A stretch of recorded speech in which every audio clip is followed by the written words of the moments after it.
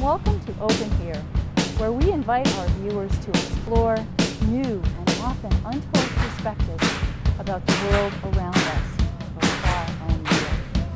I'm your host, Deb Berry, standing next to one of the art installations in beautiful Prescott Park in Portsmouth, New Hampshire. In this episode of Open Here, we'll go into the animal world and learn about several animal rescue organizations and the people and animals who are involved with them.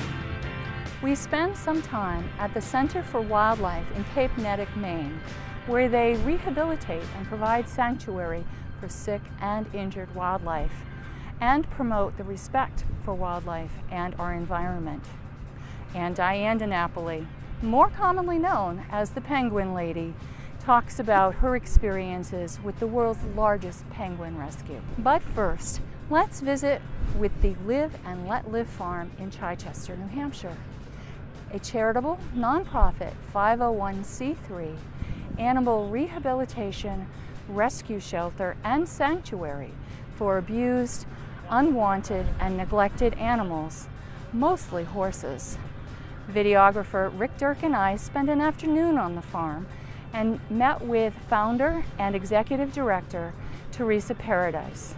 We also had a wonderful opportunity to tour the facilities and to meet many of the rescued animals. The name of the farm I got as a child. There's a movie called Namu the Killer Whale, and a beautiful song in the background, which was Live and Let Live, let nature be its teacher, respect the life of all fellow creatures. As a child, I think I was like single numbers young.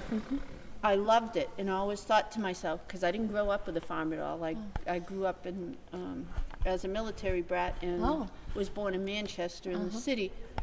That Live and Let Live farm would be the name of my farm if I ever got one, and this would be part of it. As we were here and we developed, I wrote this philosophy here. I love that. Can you just read that aloud for us? It's, if it needs a drink, water it. If it needs food, feed it. If it needs care, care for it. If it needs love, love and hug it. Live and Let Live Farm Incorporated was formed in 1996 and incorporated as a 501c3 charitable nonprofit foundation in 2002. Starting with just 4 horses, the farm has expanded to over 60 horses, along with many other species of animals. Let Live Farm provides a safe environment for animals and people to interact. Through a network of volunteers, along with co-owner and sponsorship programs, people learn humane education and horsemanship while caring for and rehabilitating horses. Vanessa is blind, the black and white horse. They don't know why she went blind, but she's a very sweet horse. And Teddy Bear is kind of her seeing eye guide. He's very good with her. Very sweet horse, so he kind of takes care of her. This is Kylie. Kylie is the baby of the blind horse Vanessa that we saw earlier. Kylie was born in front of a lot of volunteers. Oh, really? When they rescued Vanessa, she was pregnant. And Kylie's a farm horse. They've fallen in love with her, so she's staying on the farm. But people can co-own Kylie, so they can come here and work with her, help take care of her, ride her. This is Lollipop. Lollipop runs free. He was rescued, and when he came to the farm, his hoofs had grown up around his shoes. So he's still, it's been a year, and he still has trouble walking. Now, why does he roam free? Mainly because they want him to exercise and, to walk. Yeah. He walks very gingerly. Yeah.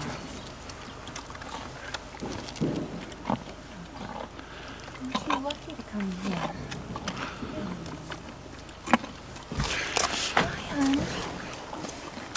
He'll follow a little ways.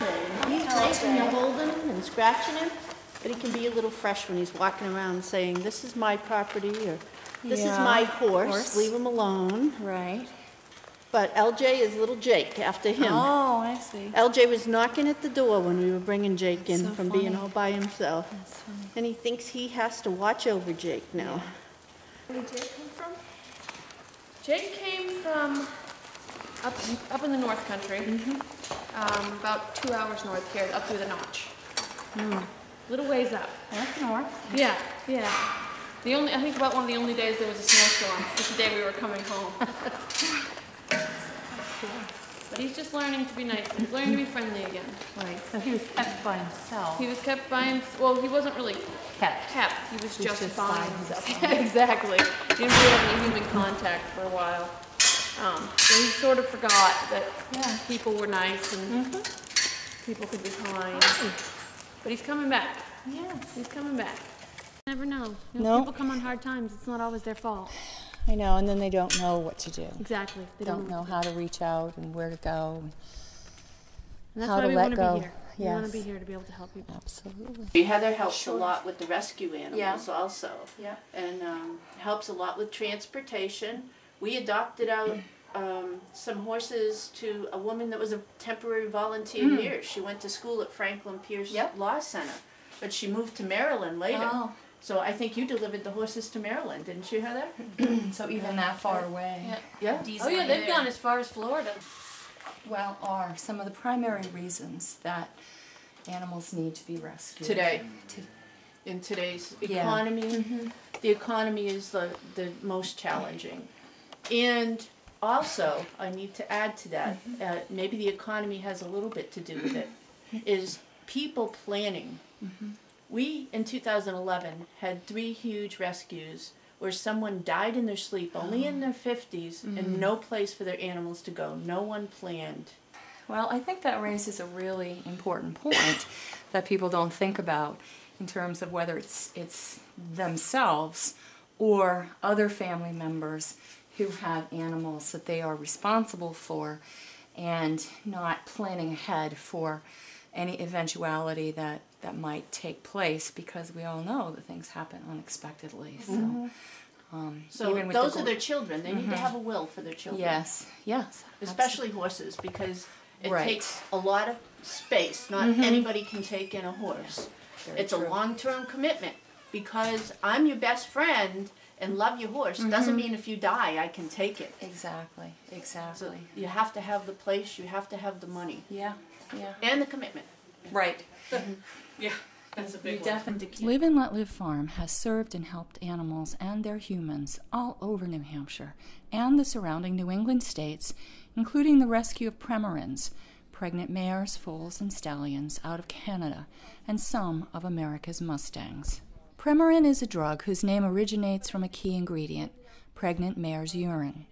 It's prescribed to alleviate the symptoms of menopause by substituting equine estrogens for those naturally produced by the human body. There are hundreds of farms in both Canada and the United States dedicated to this industry. The mares are repeatedly impregnated, and for 6 months of each 11-month pregnancy, most are confined in stalls that prohibit turning around, grooming themselves, and comfortably lying down. When mares can no longer adequately produce, most are sold for slaughter. Most of their surviving foals are either pulled and raised as replacements or also sold at auction for slaughter. We got involved. The only thing we did directly against Premarin and directly against the Premarin industry was we went down to New Jersey. And we just walked every morning. We would just get up and go walk around Wyeth's campus. Oh, great. How do you fund this farm? How do you fund this organization? Little fundraisers, such as you saw us trying to put together for. Can you tell me about that? That's going to be a trail ride. We name it now the Trifecta. And I originally picked it because August 21st, the first year we had it, fell on a weekend that was my grandmother's birthday. And my grandmother pretty much took care of me growing up. We always get vehicles, of course, that people have no more use for, that's not inspectable, which helps a lot. Someday our wish list is them little 4x4 utilities with the little dump body on the back. Then that would be More efficient, economical, but now we get by with begging for trucks that people no longer use, that we all have to do work on first. We have this beautiful indoor rehab facility that was kind of a little dream. I write a lot of the grants. Yep. And to write the grants, we want to get it on our website. Sure. So I had taken, and take a look at all these poles right here. Yeah. Unitil company said it would cost us almost $26,000 for wire and pole to make down to our rehab center. Wow. And I'm like, we're not going to have the money. Several years ago, an anonymous donor provided the funds for the farm to be able to build a beautiful indoor rehabilitation center. Yeah, we've been a troublemaker. Sometimes he doesn't get along with other dogs. They're all nice and friendly, though. Hi, Tina. Hi, Deb. Hi, I'm doing an orientation for a couple of new volunteers. Great. At 2:30, I do a tour. So anyone that's, it's a free tour at 2:30. And we gather people up and we start them out up in the rec room, and then we do a whole swing around and talk about the horses. Do you get many visitors here? It's sporadic, but it's mostly, today I wouldn't be surprised if we get 20. Oh, 20 people. yeah. We even got like 8 people on a day that it was 0. Yeah, It was very, very cold. No, let it go. Katie's in her 30s. She doesn't hardly have any teeth left. She's probably closer to, halfway between 30 and 35. I would say she's over 30 years old. But that's Katie. That's Teresa's daughter's first pony when she was 6 years old. Wow. She's had her since she was 6 months old, the horse. Oh. So Katie's been their #1 horse. I bet. Yes. And they're going to have a hard time with it. Oh, of course. And I wouldn't be surprised. Well, Some of them are rideable, some of them aren't. Sorry. Would you like to see it? She's just rosy. While touring the farm, we came across one of the volunteers and a horse that she clearly has developed a very special relationship with. She's trained the horse to pick up feed dishes. The benefits of building relationships with horses and people include physical, emotional, and mental aspects that have been well documented and can lead both animals and people to having more productive lives. There is a need in New Hampshire to provide a safe environment for abused and abandoned animals to be rehabilitated, especially horses. Most animal shelters don't take large animals, nor do they rehabilitate or retrain animals. They find homes for them. Many animals are being euthanized and not being given a chance. Not a week goes by that the farm doesn't get a call about animals needing homes. She's our little caretaker. This is Sweet as Honey. Hi, sweet. She was dropped off. We were told she was a stupid, dumb dog that didn't know anything. She decided she was going to stay. She was somewhat afraid of people when she came. Yeah. And now if we get puppies in, she mothers them. Puppies, kittens. Even baby ducks that came in. Baby wild mallard ducks. She watched over them. Yeah. Yes. Animal volunteers as well as human. It was her choice. We never put her on a leash. She had found her way to climb out of a kennel that hundreds of dogs had gone through. Hid in the woods for a few days. And came out and started following us and said, can I stay? You knew. You knew you belonged here, didn't you? She knew she could help other animals. Yeah, little mother hen right there. You're a good girl. So we named her Sweet as Honey. Yes. Say hello to. That's Deputy. Deputy. He's in his 20s. Very sweet horse. Looking for someone to spend the rest of his life with.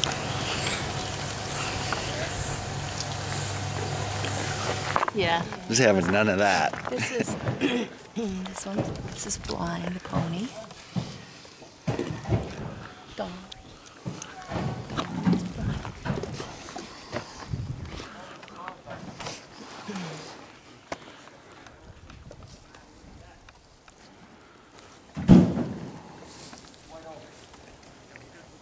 And Sassy is her companion. I didn't even realize there was another one. Kind of So I was like, what? Who's her companion?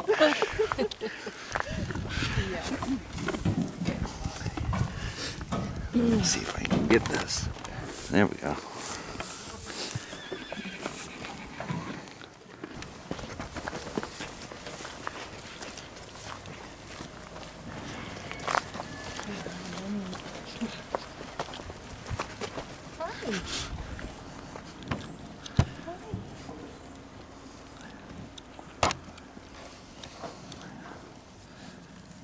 How does one go about adopting a horse? There's forms on the Live and Let Live website, and you download the form, fill it out, you bring it, send it in to Teresa. She would interview you, and she may do a site visit to see, what kind of home they're going to. She likes people to come and work with the horses first, so to make sure that this is the right fit for you. That horse is the right fit. You can sponsor to start with, and work with the horse, and then, if it's one you want, then you can take it home. Great.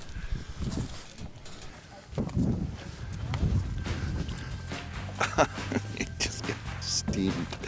Thanks so much to Teresa and all of the wonderful folks at the Live and Let Live farm in Chichester, New Hampshire. We had a wonderful visit there and encourage you to stop by some Sunday afternoon at 2 when they have tours open to the public. You can find out more information about the farm from their website at www.liveandletlivefarm.com.